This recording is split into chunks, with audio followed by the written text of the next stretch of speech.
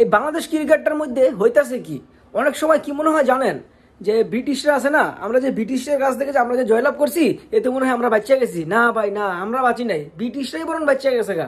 কারণ এই যে বিসিবি, এই যে বর্তমানে বাংলাদেশ ক্রিকেটের ভিতরে যে জিনিসটা চলতে আছে, এই ব্রিটিশরা যদি থাকতো না, ব্রিটিশরা নিজেরাই আত্মহত্যা করে মরে যেত।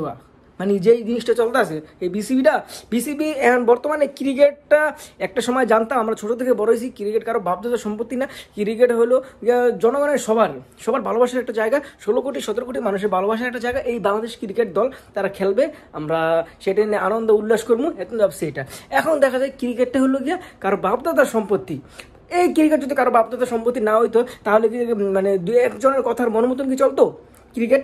মানে আমরা সবসময় জানি যে একটা প্লেয়ার যদি খারাপ পারফরমেন্স করে, সেই খারাপ পারফরমেন্সের ভিত্তিতে তাকে দল থেকে বাদ দেওয়া হয়। কিন্তু এই যে মেহেদী হাসান মিরাজ, সাইফুদ্দিন, এই দুইজনকে আপনি কোন হিসাবে বাদ দিলেন? তারা কি তাদের পিছনে কি কোনো খারাপ পারফরমেন্স আছে? তারা দুজনেই একজনে অলরাউন্ডার, দুজনই অলরাউন্ডার, তো দুজনই ভালো খেলতেছে, ফুল ফর্মে আছে। তারপরও এই দুজন প্লেয়ারকে কেন দল থেকে বাদ দেওয়া হইলো? আমার একটাই প্রশ্ন, মানে আসলে এই ক্রিকেটের এই কলকাঠি কে নাড়াইতেছে?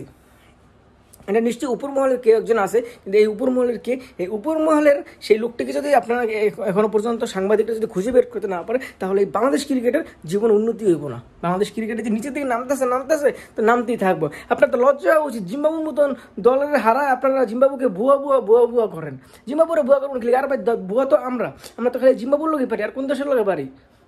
আমরা সব দেশের লোকই পারতাম যদি আমাদের দেশে যে সিনিয়র যে প্লেয়ারগুলো আছে, মানে যে প্লেয়ারগুলো ভালো খেলতে আছে, সেই প্লেয়ারদের যদি আমরা যথার্থ মূল্যায়ন করতে পারতাম, তাহলে আমরাও একদিন সচরাচরভাবে ইন্ডিয়া অস্ট্রেলিয়া সবাইকে হারানোর যোগ্যতা রাখতাম। কিন্তু পারলাম না।